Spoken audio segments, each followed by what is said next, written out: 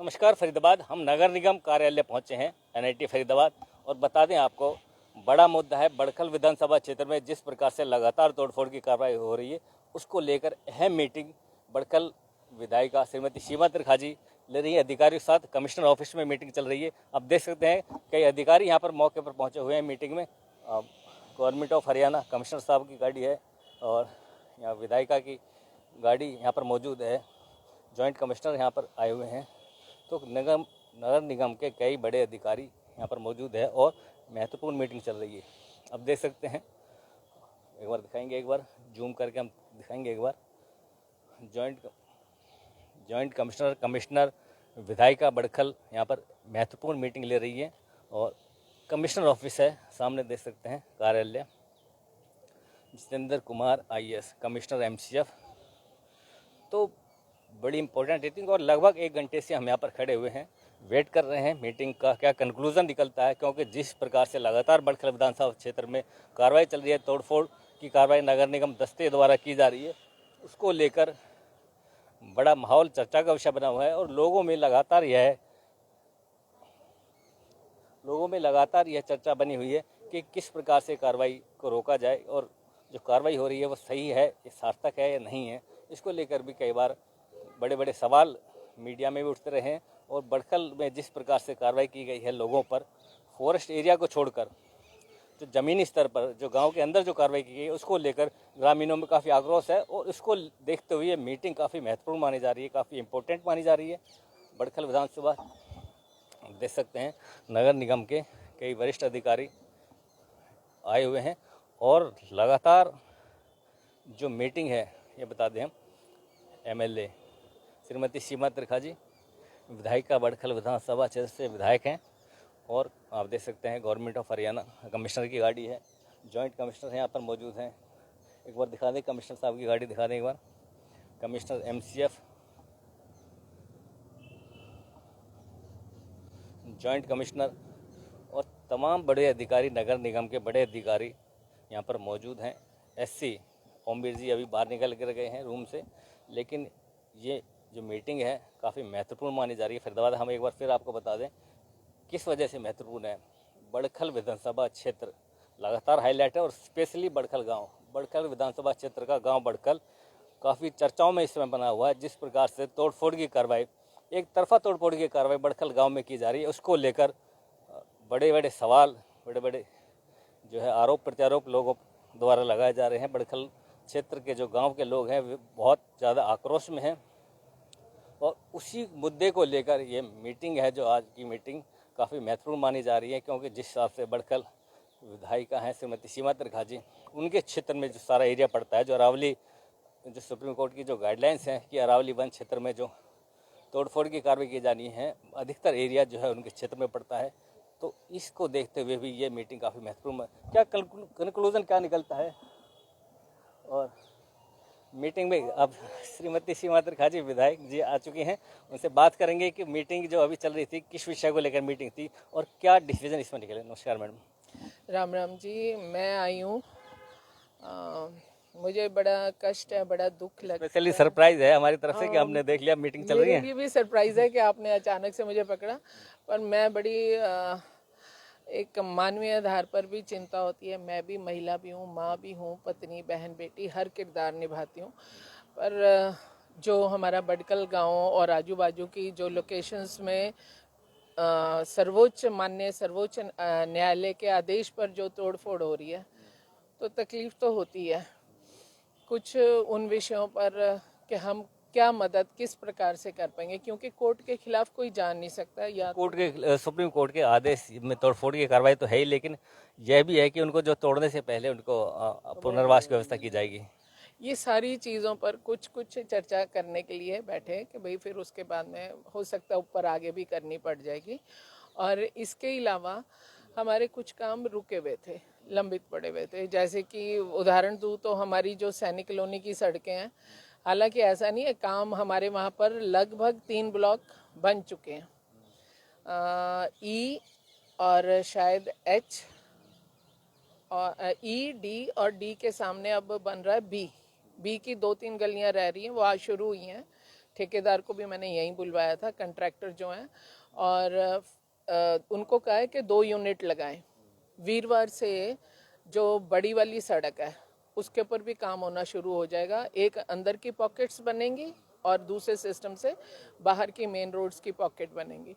फिर कुछ हमारे ट्यूबवेल्स के इश्यूज थे, कुछ पार्क से जो हमारे सीएम अनाउंसमेंट में पेंडिंग चल रहे थे, कुछ सड़कों का है, ये जो बड़खल के बाहर से चल जा रहा जो वो भी, और हमारा जो है क्या बोलते हैं इसे, गांव की तरफ अगर मैं जाती हूँ तो कुछ अनंगपुर का भी हिस्सा छूटा हुआ था, कुछ हमारा जो लकड़पुर है, लकड़पुर की फाटक वाली सड़क है, उसको हमने ब्लैक लिस्ट कर दिया पुराना, क्योंकि वो काम करने से मना कर दिया उसने बंदे। एक तरफ तो बड़खल विधानसभा क्षेत्र में कंस्ट्रक्शन का काम चल रहा है, निर्माण का काम चल रहा है, दूसरी तरफ तोड़फोड़ की कार्रवाई चल रही है, तो किस तरह से दोनों तरफ मेल?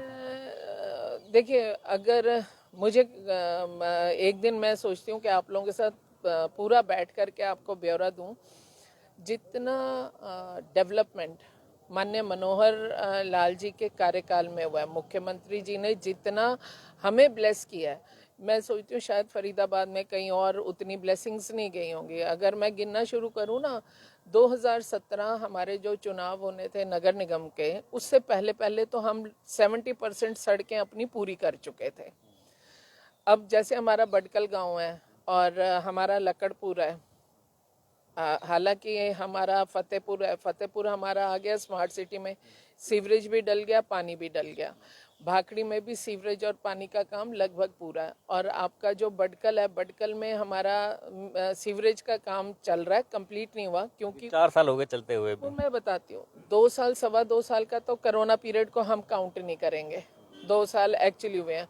लेकिन उसमें सबसे बड़ी दिक्कत क्या है, अगर आज भी आप देखेंगे तो हम मेन रोड तोड़ रहे हैं। अगर सरकार की मंशा होती ना तो वो अभी भी आगे के कब्जे तोड़वा सकती थी, हमने वो काम नहीं किया। हमारी सोच दो तरफी नहीं है, हमारी सोच तो एक ही तरफी है कि आप लोग बसें, हम आपके पिए, परिवार को आगे बढ़ाएं। लेकिन सबसे बड़ी दिक्कत क्या है कि खुद भी हमें अपना इनिशिएटिव लेना चाहिए। लेकिन जो तोड़फोड़ की अभी जो कार्रवाई हुई है नगर निगम प्रशासन द्वारा, वो जो अरावली के जो फॉरेस्ट एरिया है उससे अलग हटकर कहीं गांव के अंदर भी हुई है, ग्रामीणों में काफी आक्रोश। तो उसके लिए मैं जिम्मेवारी भी लेती हूँ और मैं साथ जा करके जिद करके भी ठीक करवा करके आऊँ। आप ये अधिकारी हैं जो मनमानी कर रहे हैं, मतलब अब समझे ना, फॉरेस्ट एरिया को छोड़कर गांव के अंदर तोड़फोड़ की गई है। दरअसल बात क्या है कि हमारे ये गांव बसे हुए बहुत लंबा समय हो गया, जो तकसीम किए गए, जो जहाँ बैठा था वो पुश्तों दर पुश्त उसी ज़मीन पर चलता आया। अच्छा, जैसे एक उदाहरण देती हूँ कि कानून समय और परिस्थिति काल के अनुसार बदल जाते हैं। अगर आप याद करें, आज से 30 साल पहले कहाँ था दहेज प्रथा का कानून? नहीं था ना, लेकिन समाज के हिसाब से बनते चले गए। अभी आप देख लीजिए कि बेटी 18 साल की ब्याह के लिए हम लोग कहते थे ठीक है, लेकिन अब हम 21 पे ले आए। बदल गया ना हमारी व्यवस्थाएं।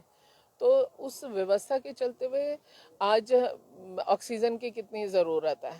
तो अब जो है सरकारें तो बाद में कर रही है, लेकिन कोर्ट ज़्यादा उसने संज्ञान लेते हुए जो आपकी जगह है, फॉरेस्ट लैंड है, उस पर प्रॉपर फॉरेस्ट बनाने इसी मुद्दे पर फॉरेस्ट लैंड को छोड़कर जो कार्रवाई गांव में की गई है अगर फॉरेस्ट लैंड को छोड़ करके कोई कार्रवाई हुई है और कोई भी हमारा निवासी, हमारे परिवार का सदस्य बडकल वाले अगर अपने कागज लाते हैं और वो कागज उचित बैठते हैं तो जिम्मेवारी मेरी है कार्रवाई कराने की। लाल डोरा के अंदर जो पुराने बासिंदों पर कागज होते नहीं है मैडम, लाल डोरा खत्म हो चुका। देखिए, अगर लाल डोरा है अभी खत्म नहीं हुआ, उसे विस्तारित करने की बात की जा रही है। नहीं, अगर आप कोर्ट में भी जाएंगे, मैं ये बात कहती हूँ, अगर आप कोर्ट में भी जाएंगे, क्योंकि कोर्ट का आदेश है, आपको सबूत तो देने पड़ेंगे ना। मैं इस मकान की मालकिन हूँ, मुझे बताना तो पड़ेगा कैसे मैं मालकिन हूँ। केवल बड़खल की ही नहीं, सभी जो गांव है हरियाणा के, किसी भी गांव में लाल डोरा के अंदर कागज नहीं होते।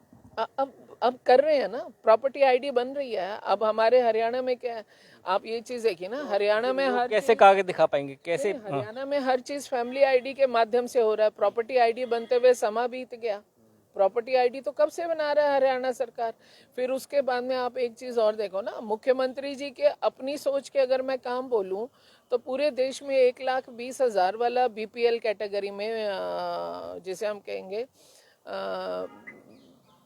अभावग्रस्त, जो गरीबी की श्रेणी में आता है, 1,20,000 जो साल का कमा रहा है, लेकिन आदरणीय मुख्यमंत्री श्री मनोहर लाल जी, हरियाणा सरकार ने 1,80,000 वाले को भी बीपीएल की कैटेगरी में ला करके खड़ा किया। चिरायु जैसी जो योजनाएं हैं जिसमें 5 लाख रुपया हर 1,80,000 कमाने वाले को, सालाना वाले को मिलने जा रहा है, ये देश में कौन से प्रदेश में हो रहा है?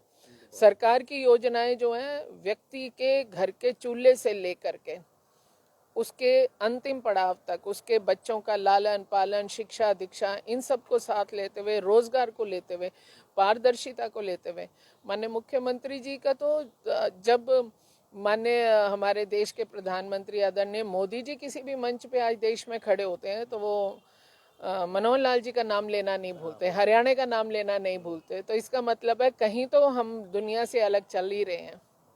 लेकिन मैं तो एक बात कहना चाहूँगा कि कानून भी कहता है कि दोषी एक बार को बरी हो जाए लेकिन निर्दोष को सजा नहीं मिलनी चाहिए। तो ये सुनिश्चित, कम से कम इतना तो सुनिश्चित किया जाए कि निर्दोषों के मकान ना टूटे, या तो इनका कोई एरिया रेक्टिफाई करें कि भाई पर्टिकुलर एरिया ये पहाड़ का है और ये गांव का रकबा है। जितना मैं समझ पाई हूँ उसके मुताबिक जो आपका रकबा होता है, खसरा नंबर होता है, कीला नंबर होता है, ये सब उसके आधार पर होता है।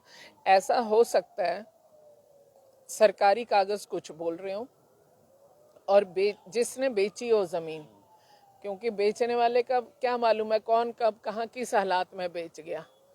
बहुत बार ऐसा होता है कि मैंने कई बार लोग अपनी प्रॉब्लम लेकर आते हैं तो मैं देखती हूँ कि उनका रकबा लिखा है, मान लीजिए भाई लिखा है कीला नंबर 50 और वो रकबा नंबर मान लो 66, तो वो कहते हैं जी वो फलाना बंदा हमें यहाँ बिठा गया, और जब हम कागज में देखते हैं तो वो रह तो हमारी विधानसभा में रहा है लेकिन वो कागज उसे दिखा रहे हैं सराय में, तो वो बेचने वाला कहाँ से कहाँ छोड़ गया।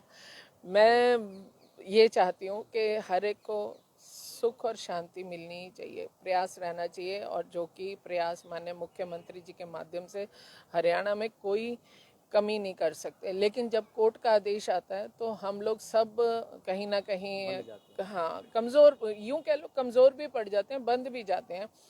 उसमें तो ये है कि जिसके ऊपर आदेशित किया जा रहा है यदि वो कोर्ट में खड़ा होकर के अपने साथ, और फिर एक बात है मैं आपके माध्यम से कहना चाहती हूँ, सुप्रीम कोर्ट के जो आदेश है उनमें एक बड़ी बात यह है कि जो विपदा कह सकते हैं, जो विपदा कहीं ना कहीं बड़खल विधानसभा क्षेत्र जो आपका एरिया है उसी पर है।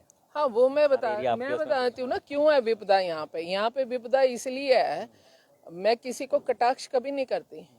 जब मनोहर लाल जी के आने से पहले की जो सरकारें थी, आज कोई शहर का आदमी उठ करके मेरे पे इल्ज़ाम नहीं देता कि मैंने या मेरे साथियों ने ये ज़मीन बेची सरकार की या उठा दी।